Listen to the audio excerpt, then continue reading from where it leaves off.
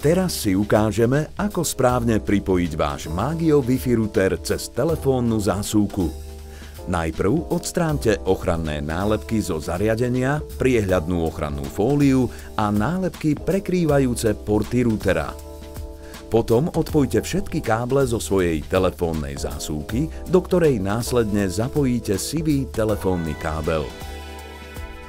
Druhý koniec pripojte do splittera, do vstupu označeného slovom Line. Potom vezmite druhý pribalený sivý kábel.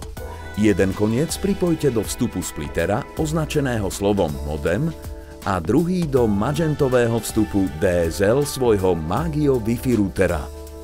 Router následne zapojte pomocou napájacieho adaptéra do elektrickej siete a zapnite ho tlačidlom On-Off na zadnej strane.